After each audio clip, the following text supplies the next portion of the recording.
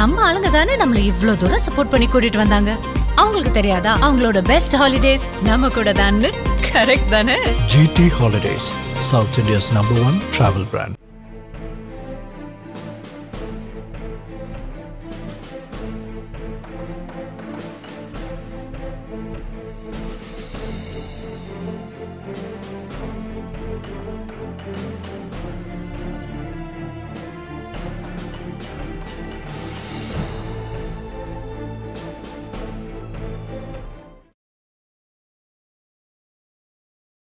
Welcome to cinema this week. வணக்கம் sir. வணக்கம் sir, Sundar C சாரோட படங்கள் அவர் வந்து அரசியல் பேசுவார். ஆனால் ஓப்பனாக அவர் வந்து அரசியல் பேசி நம்ம இது வரைக்குமே பார்த்ததில்ல. ஆனால் திடீர்னு ஒரு நியூஸ் ஒன்று வந்திருக்கு. அவர் வந்து தேர்தலில் நிற்க போகிறாரு. மதுரையில் வந்து புதிய நீதி கட்சி சார்பாக ரெட்டை சின்னத்தில் நிற்க போகிறாருன்னு சொல்லிட்டு அனௌன்ஸ்மெண்ட் வந்திருக்கு. அவரோட படங்கள் பார்த்தா அடுத்தடுத்து இருக்கு. இப்போ சீக்கிரம் ரிலீஸ் கூட சொல்லியிருந்தாரு. இதுக்கு நடுவில் எப்படி ஒரு அரசியல் எப்படி மேனேஜ் பண்ண போகிறாரு, படம் எப்படி ஷூட் முடிச்சு ரிலீஸ் பண்ண போகிறாரு? எவ்வளோ கேள்வி. சுந்தர்சி அரசியலில் வந்துட்டார் அப்படின்னு தெரிஞ்சோடனே முதல்ல ஒரு அரசியல் விஷயத்தை சொல்லிடுறேன். புதிய நீதி கட்சியினுடைய நிறுவனரான ஏசி சண்முகம் அவரும் மிக மிக மிக நெருக்கமான நண்பர்கள். அவர் தான் இந்த எலெக்ஷனில் போட்டி போடணும்னு சுந்தர்சியை வந்து கூப்பிட்டு வந்திருப்பார் அப்படின்னு நினைக்கிறேன். நம்ம பேசிகிட்டு இருக்க இந்த கணம் வரைக்கும் அவர் வந்து கோவாலேருந்து சண்டை காட்சியை படமாகிட்டு இருக்காங்க. அதனால் இந்த தேர்தலில் நிற்கிறத பற்றி ஏசி சண்முகம் சுந்தர்சியை நேரில் கூட சந்தித்து பேசியிருக்க வாய்ப்பு இல்லை அப்படின்னு தான் நினைக்கிறேன். அவர் அங்கே இருக்கிறதுனால தொலைபேசியிலேயே பேசி தான் இதை முடிவு பண்ணியிருப்பாங்க அப்படின்னு நினைக்கிறேன். இப்போ வந்து அவர் படப்பிடிப்பு வந்துடுறாரு. இப்போ அங்கே படப்பிடிப்பு இதோட முடிச்சிடுறாங்க. அதாவது முதல்ல வந்து அரசியலுக்கு வந்ததை சொல்லிட்டேன்.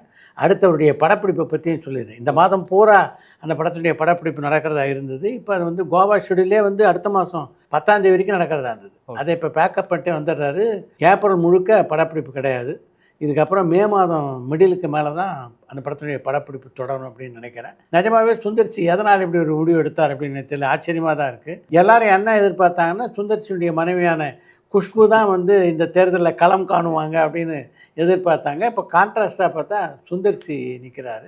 ஒரு விதத்தில் வந்து விஷாலுக்கு ஒரு சௌரியம் தான். அதில் என்னென்னா அவருடைய படத்துடைய படப்பிடிப்பு கொஞ்சம் முடிவடையாமல் இன்னும் 10-15 நாள் படப்பிடிப்பு இருக்குது. ஆமாம் சார். இப்போ இவர் இந்த எலெக்ஷன் பிரச்சாரத்துக்கு இங்கே வந்துட்டாருன்னா அவர் தன்னுடைய படத்தை கன்வீனியண்ட்டாக முடிச்சிடலாம். இப்போ அதுதான் அவரும் பிளான் பண்ணிட்டு தான் நான் கேள்விப்பட்டேன். விஷாலுடைய மகுடம் படத்துடைய படப்பிடிப்பு அடுத்த மாதம் மிடில் தொடங்குது. மே மாதம் 5ஆம் தேதி வரைக்கும் அந்த படத்தினுடைய படப்பிடிப்பு நடத்துகிறாரு அவர். அதோட முழுமையாக அந்த படத்தினுடைய படப்பிடிப்பு நிறைவடைந்தது. அதுக்குள்ளே இந்த எலெக்ஷன்லாம் முடிஞ்சு ரிசல்ட்லாம் வர ஆரம்பிச்சிச்சுன்னா சுந்தர்சி வந்து திரும்பவும் புருஷன் படத்தினுடைய படப்பிடிப்பு ஸ்டார்ட் பண்ணிடுவார் அப்படின்னு நினைக்கிறேன். எனிவே நம்முடைய கலை உலகத்துலேருந்து போட்டியிடுறார் சுந்தர்சி. அவருக்கு நம்முடைய வாழ்த்துக்களை தெரிவித்துக்கொள்ளும், வெற்றி பெறணும் அப்படின்ட்டு. அதே மாதிரி இன்னொரு முக்கியமான கேண்டிடேட் இந்த எலெக்ஷன் நிற்கிறாரு. அது தமிழ் திரைப்பட தயாரிப்பாளர் சங்கத்தினுடைய தலைவரான தமிழ்குமரன். அவர் வந்து தடான்னு வந்து காங்கிரஸில் சேர்ந்து காங்கிரஸ் சார்பாக இந்த தேர்தலில் போட்டிடுறது அப்படின்னு முடிவு பண்ணியிருக்காரு. பிப்ரவரியில் தான் ஒரு தேர்தலை சந்தித்தார், ப்ரொடியூசர்ஸ் கவுன்சில் தேர்தல். இப்போ அடுத்து உடனடியாக 2 மாதம் தள்ளி வந்து ஏப்ரலில் வந்து பொது தேர்தலை சந்திக்க இருக்கார். அவரை பொறுத்த வரைக்கும் அவருக்கு ஏற்கனவே நல்ல ஒரு அரசியல் அனுபவம் இருக்குது. அவர் போட்டியிடுகின்ற தொகுதி இருக்க அது வந்து அவங்களுக்கு வந்து மிகவும் பெரிய செல்வாக்குள்ள தொகுதி. அதனால் காங்கிரஸ் சார்பாக தமிழ்குமரன் அந்த இடத்துல ஜெயிக்கிறதுக்கான வாய்ப்புகள் வந்து ரொம்ப பிரகாசமாக இருக்குது. சினிமாவில் தேர்ந்து இந்த சட்டசபை தேர்தலில் போட்டியிடுற தமிழ்குமரன் சுந்தர்சி 2 பேருக்கும் வெவ்வேறு கட்சி வெவ்வேறு அணி அப்படின்னாலும் நம்முடைய வாழ்த்துக்களை தெரிவிச்சுக்குவோம். போன வாரம் தீபா எனக்கு ஃபோன் பண்ணாங்க. சினிமா சம்மந்தப்பட்ட பல கட்டுரைகள் எழுதினவங்க தொடர்ந்து சினிமாவை பற்றியும் விமர்சனங்களாக எழுதிட்டுருக்காங்க. திரையெல்லாம் சண்பகப்பூ அப்படின்னு ஆனந்தவுடனில் அவங்க எழுதின கட்டுரை அவங்களுக்கு வந்து மிகப்பெரிய ஒரு அடையாளத்தை பெற்று தந்தது அப்படின்னு தான் சொல்லணும். மிக தீவிரமான வாசகி, எழுத்தாளர். வலைத்தளத்தில் வந்துட்டு ஒரு சினிமா பத்திரிகை அவங்க ஆசிரியராக இருக்காங்க. அவங்கள நம்முடைய சாய் விசித்ரா நிகழ்ச்சியில் நான் பேட்டி காணும்போது நீங்கள் சந்திக்க விரும்புகின்ற நபர் யார் அப்படின்னு அவங்ககிட்ட ஒரு கேள்வி கேட்டிருந்தேன். நான் பெரிதும் சந்திக்க விரும்புகிற நபர்னால் அது வந்து கமல்ஹாசன் சார். அவருடைய நாலேஜ், அதுவும் குறிப்பாக சினிமாவை பற்றி அவருடைய விசாலமான இந்த சிந்தனையும் அந்த அறிவும் வந்து என்னை பிரமிக்க வைக்குது அப்படின்னு அந்த பேட்டியில் குறிப்பிட்டிருந்தாங்க. யாராவது நினச்சி பார்த்துருப்பாங்களா இது வந்து கமல்ஹாசன் கேட்டி கமல்ஹாசன் வந்து தீபாவை சந்திக்கிறதுக்கு அழைப்பார் அப்படின்னு. ஆனால் அது நடந்திருக்கு. அதை தான் மகிழ்ச்சியோடு என்கிட்ட பகிர்ந்துக்கிட்டாங்க தீபா. சார், போன வாரம் வந்து கமல்ஹாசன் சார் ஆஃபீஸ்லேருந்து எனக்கு ஒரு ஃபோன் சார், நம்முடைய பேட்டியை அவர் பார்த்துருக்கார் போட்டிருக்கு, அதை நான் சொன்னது வந்து அவருக்கு ஸ்ட்ரைக் ஆகிருக்கு, அதனால் சந்திக்க வர முடியுமா அப்படின்னு கேட்டாங்க. உடனடியாக போய் அவர் சந்தித்தேன். ஏறக்குறைய 1.5 மணி நேரம் பலதரப்பட்ட விஷயங்களை பற்றி பேசியிருந்தோம். என்ன நாலேஜ் சார், அவரோட பேசிட்டு இருந்தது டைம் போனதே தெரில. அந்த அளவுக்கு சுவாரஸ்யமாக இருந்தது அந்த சந்திப்புனாங்க.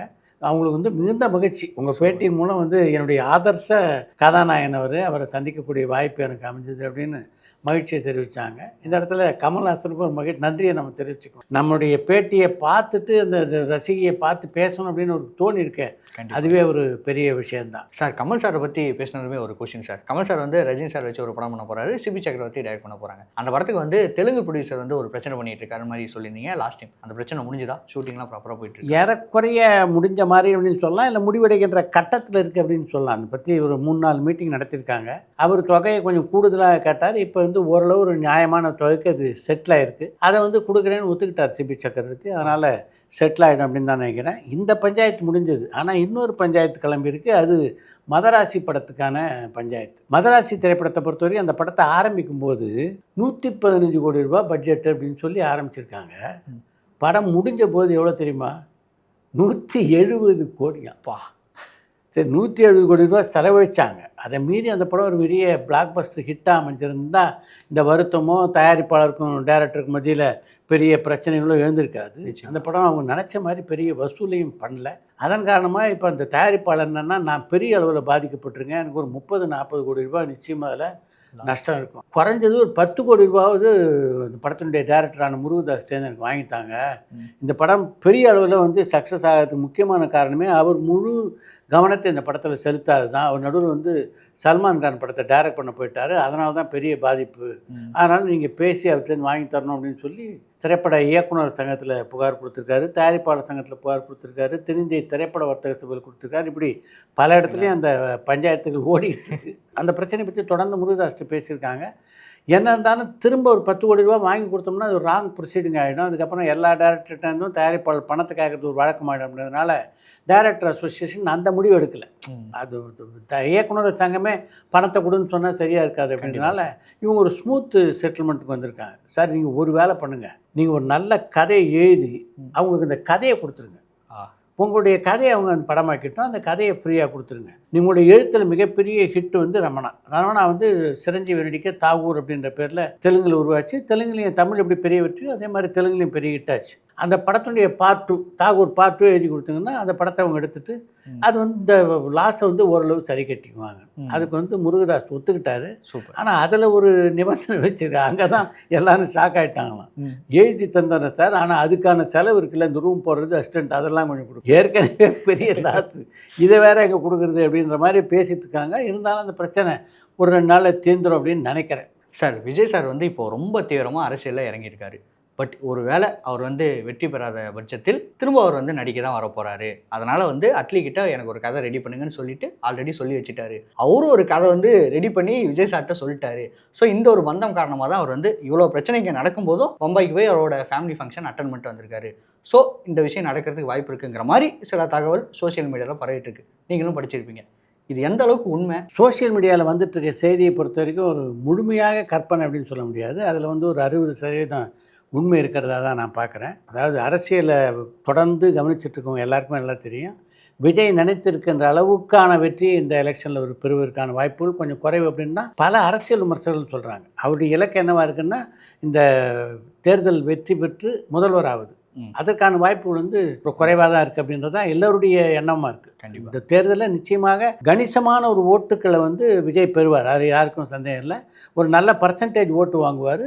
ஒரு சில தொகுதிகளில் அவங்க ஜெயிக்கும் வாய்ப்பு இருக்குது. ஆனால் மொத்தமாக ஜெயித்து முதல்வர் ஆகக்கூடிய வாய்ப்பு இருக்கா அப்படின்னு கேட்டால் பொதுவாக எல்லாருடைய பதிலும் அதுக்கான வாய்ப்பு இல்லை அப்படின்னு தான் இருக்குது. இது விஜய்க்கும் தெரிஞ்சிருக்கும் அப்படின்னு தான் நான் நினைக்கிறேன். ஒருவேளை இப்போ நீயே சொன்ன மாதிரி வெற்றி பெறாத சூழ்நிலையில் அடுத்த 5 வருடம் அரசியலில் மட்டும் பயணம் செஞ்சுருந்தாருன்னா அவருக்கு வந்து கொஞ்சம் பாப்புலாரிட்டி கூட கம்மியாகிறதுக்கு கூட வாய்ப்பு இருக்குது. ஆனால் சினிமா அப்படின்ற மீடியம் அப்படி இல்லை. அரசியலில் என்ன கருத்துக்கள்லாம் சொல்லணும்னு நினைக்கிறாரோ அந்த கருத்துக்களை ரொம்ப வலுவாக சொல்லக்கூடிய மீடியம் வந்து சினிமா. இப்போ ஜனநாயகன் படத்துலேயே எடுத்துக்கிட்டால் அரசியல் சம்மந்தப்பட்ட பல காட்சிகள் இருக்குது அப்படின்னு சொல்கிறாங்க. அவருடைய அரசியல் பயணத்துக்கு இது வந்து ஒரு முக்கியமான படமாக இருக்கும் அப்படின்னு சொல்கிறாங்க. இந்த கேப்பில் குறைந்தது ஒரு 5 ஜனநாயகம் எடுத்து விடலாம். அந்த மாதிரி ஒரு படங்கள், அரசியல் கலந்த படங்கள் வந்ததுன்னா நிச்சயமாக அவருடைய ஸ்டாச்சர் இருக்குல்ல, அரசியல் ரீதியாக வந்து இன்னும் கொஞ்சம் பெரிய உயரத்துக்கு அவர் எடுத்துகிட்டு போவோம். அதாவது ஒருவேளை வெற்றி பெறலைன்னா திரும்ப நடிக்க வருவதற்கான வாய்ப்புகள் நிறைய இருக்குது, அதில் இல்லைன்னு சொல்ல மாட்டேன். அட்லிகிட்ட அவர் வந்து ஒரு ஸ்கிரிப்டை ரெடி பண்ணணும்னு சொல்கிறதுக்கு வாய்ப்பு இருக்குது. என்னென்னா விஜயனுடைய திரை வாழ்க்கையிலேயே பார்த்தா அட்லி வந்து தொடர்ந்து வெற்றிகளை கொடுத்துருக்காரு. அவருடைய படங்கள் எல்லாமே ஒரு அடுத்த கட்டத்துக்கு எடுத்துன்னு போயிருக்கு. அதனால் அவங்க 2 பேர் காம்பினேஷனில் ஒரு படம் உருவாகணும் அப்படின்னு எல்லாரும் நினைப்பாங்க. அதுவும் இப்போ அல்லு அர்ஜுனோட ஒரு படம் பண்ணிவிட்டு விஜயோட பண்ணும்போது அந்த ஸ்கேலே வேறு மாதிரி ஆயிடும். ஒரு 1000 கோடி ரூபாய்க்கு ஒரு படம் பண்ணிட்டு இருக்காரு அவர். அதுக்கு அடுத்து இந்த படம் வரும்போது அந்த படத்துக்கு எப்படிப்பட்ட எக்ஸ்பெக்டேஷன். அதனால் இதெல்லாம் நடக்கக்கூட வாய்ப்பு இருக்குது அப்படின்னு தான் நானும் நினைக்கிறேன். போன வாரம் சினிமா திஸ் வீக்கில் மூடர் கூட நவீன் இப்போ அடுத்து ஒரு படம் பண்ணிட்டுருக்காரு. நம்ம நண்பர் ஒருத்தர் அந்த படத்தினுடைய ஒரு ட்ரெய்லரை பார்த்தாரு, ரொம்ப பிரம்மாண்டமாக வந்திருக்குன்னு சொன்னார் அப்படின்லாம் நான் பேசிட்டு இருந்தேன் இல்லையா. 3 நாளைக்கு முன்னாடி அந்த படத்தினுடைய தயாரிப்பாளரான கமல் போரா வந்து எனக்கு ஃபோன் பண்ணார். சார் அந்த படத்தை பற்றி ரொம்ப இந்த நிகழ்ச்சியில் பேசுனதுக்கு தேங்க்ஸு. நான் தான் சார் அந்த படத்தை தயாரிக்கிறேன். உங்கள் ஃப்ரெண்டு பார்த்துட்டு நீங்கள் சொன்னான்னு சொன்னீங்க, உங்களுக்கே அதை அனுப்புகிறேன், நீங்கள் கொஞ்சம் பாருங்கள், பார்த்துட்டு எனக்கு வந்து கொஞ்சம் கூப்பிடுங்க அப்படின்னு சொல்லி அந்த ட்ரெய்லர் எனக்கு அனுப்பிச்சி வச்சுருந்தார். நான் பார்த்தேன். என் நண்பர் சொன்னது வந்து முழுக்க உண்மை அப்படின்றத நிரூபிக்கிற மாதிரி தான் அந்த ட்ரெய்லர் இருந்தது. ரொம்ப பிரம்மாண்டமாக படமாக்கியிருக்காங்க. அதுக்கான உழைப்பு இருக்குது, அது அசாத்தியமான உழைப்பு அப்படின்னு தான் சொல்லணும். அந்த படத்தில் ஃபுல் ஸ்னோவில் ஒரு ஃபைட்டிங் சீக்வன்ஸ் படமாக்கியிருக்காங்க. கஜகஸ்தான்லேயும் யூரோப்லேயும் அதெல்லாம் படமாக்கியிருந்தா அந்த டைரக்டர் சொன்னார். பிரம்மாண்டமாக இருக்குது. ஆக்சுவலாக வந்து சைலண்ட்டாக ஒரு பேன் இண்டியா படம் தயாராகிட்டுருக்கு அப்படின்னு தான் சொன்னோம். அதுக்கான எல்லா எலிமெண்ட்ஸ் இருக்குது. சூப்பர். ஓவியாவுக்கு வந்து ரொம்ப நாளைக்கு அப்புறம் ஒரு கம்பேக் படமாக இருக்கும் அப்படின்னு நினைக்கிறேன். உங்கள் கெட்டப்பே பார்க்குறதுக்கு ரொம்ப நல்லா இருக்குது. நவீனை பொறுத்த வரைக்கும் அவர் ஒரு இன்டெலிஜென்ட் ஃபில்ம் மேக்கர். ஆல்ரெடி அவருடைய படங்களில் அவர் ப்ரூவ் பண்ணியிருக்காரு.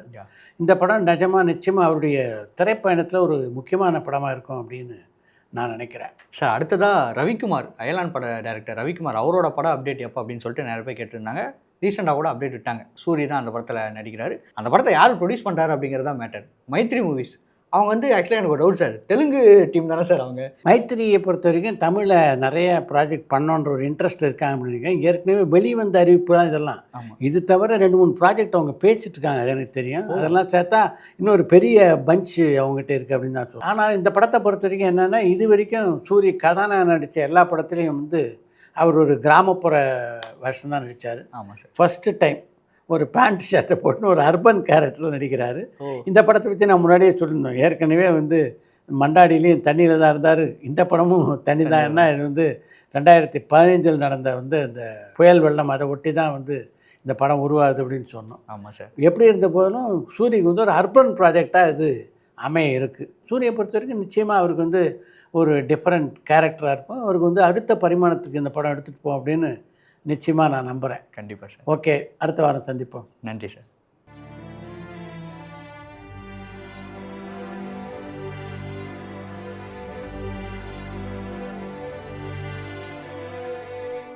பரபரப்பான சினிமா செய்திகள், நட்சத்திரங்களின் பேட்டிகள், சினிமா வரலாறு ஆகியவற்றை பார்க்கவும் படிக்கவும் உங்களுக்கான இணையதளம் touringtalkies.co.